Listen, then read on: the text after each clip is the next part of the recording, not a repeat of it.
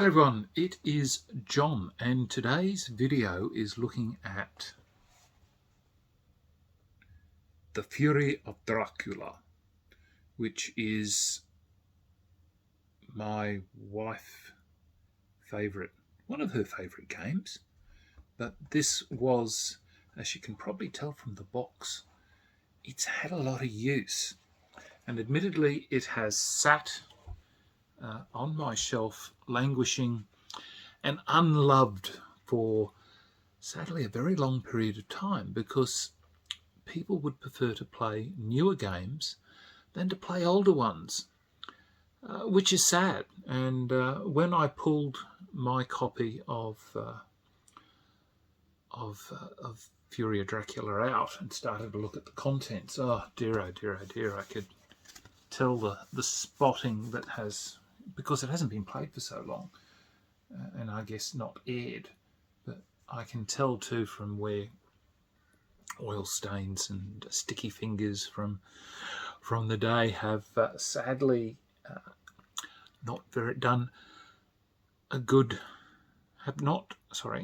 contributed to the long life of this wonderful game.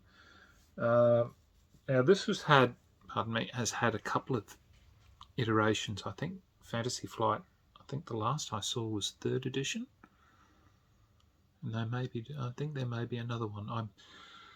I just sort of lose track. As you can see, I've actually got, I think that's the 2nd edition of Fury. So I bought it mainly because I think I saw the condition that this venerable giant in my collection has suffered. But yeah, it was interesting. It came with little metal miniatures with this one, which was very nice actually. And the game was very simple in the fact that Dracula wins by getting down. I can't remember how many vampires does he have to win victory. Dracula wins. Let's have a look, page 13. Victory. Dracula wins if obviously if all 3 hunters are gone. He has a supreme victory if he gets 6 vampire encounters on his board. He gets a major victory if there are 6 vampires on the the supreme victory is if you get 6 vampires on the board and at any one time, and at least 1 hunter has died or become a vampire. So that's a supreme victory for Drac. And yeah, the hunters win obviously by destroying Dracula. So it is a very, very simple game, and one of I guess bluffing with the pieces that you put down to play against Dracula, because the characters will pick up items, and they will, yeah. Well, before I waffle on even further, let's go have a look at the game laid out. Well, here we have it. This is my Fury, the Fury of Dracula, because I think it got shortened to just Fury of Dracula with the Fantasy Flight version. But this is the board, which has sadly a little bit of spotting from the age. The game came with 4 figures, metal figures, which I consequently painted, and I think I heavily glossed them too, because I wanted them to have a bit of life expectancy. So there were cards that you drew, and you drew them from the bottom because they'd I'll do it from the top, but there the cards that went to the hunters, which were the crosses, and then any card that was for Dracula went to Drac, and he had abilities and sanctions that he could do, and obviously the hunters had, you know, things that would aid them, so things like blood transfusion. So they were the cards. Now the cards are very thin, very, very thin. I'm surprised they've lasted as well as they have, but you can see they are very, very thin card.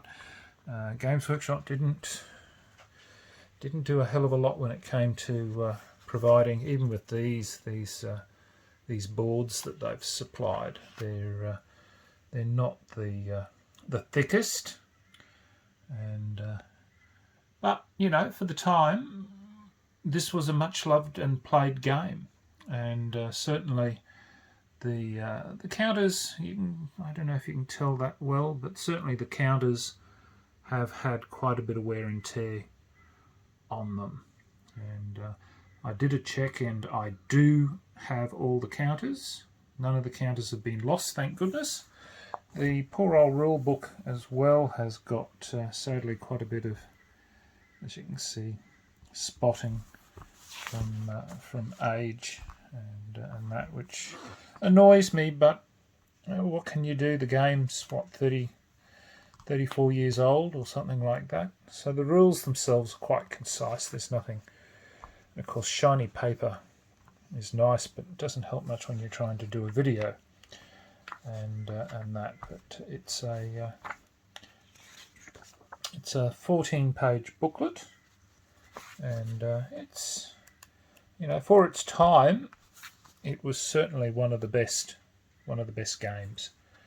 This was Dracula's board that he kept hidden from the players, and when he would draw his counters, he would stick them down on his board, hidden behind.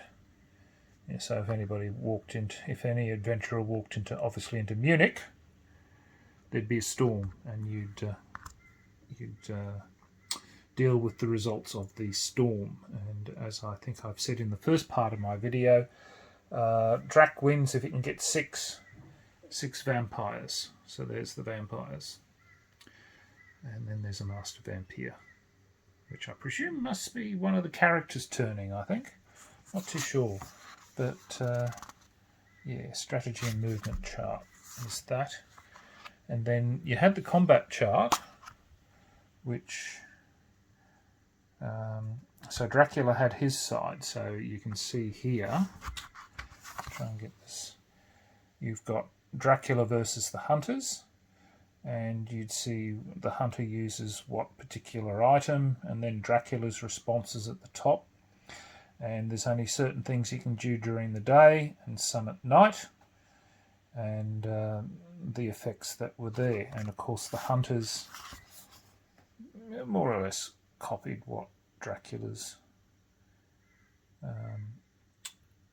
response was. So if you had all three characters fighting Dracula at one time, they all put down their combat chits, and it's all revealed at one time to see what happens. Then you've got a combat action board for hunters versus agents, and with their end result. Of course, the very nice thing about this was that you had your board that you could set your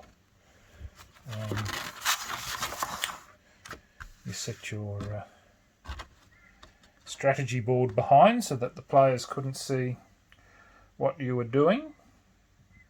And of course, playing Dracula also requires you to be an honest player, because as Dracula, you can cheat quite well if you wanted to.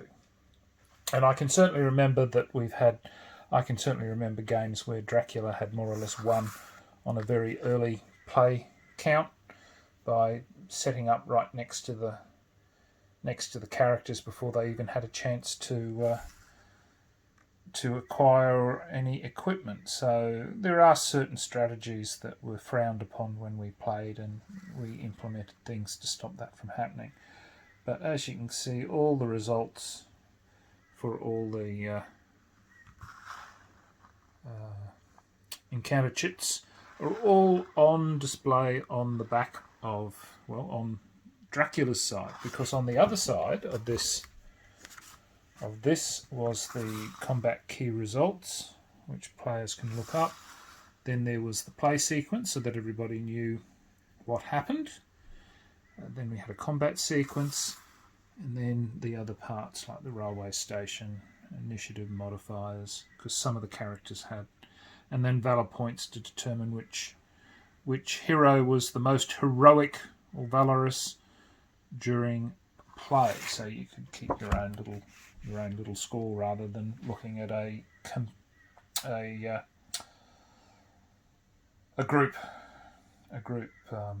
cooperative play. That's what I was looking for. But yes, it's certainly one of the favourite games that's in my collection. It will always sit in my collection, even if if some of the rules and that slowly degrade over time. But it is a good game. It is really, really good. It's one of our favourites. So look, thank you very much for watching. Till next time, the Honourable John.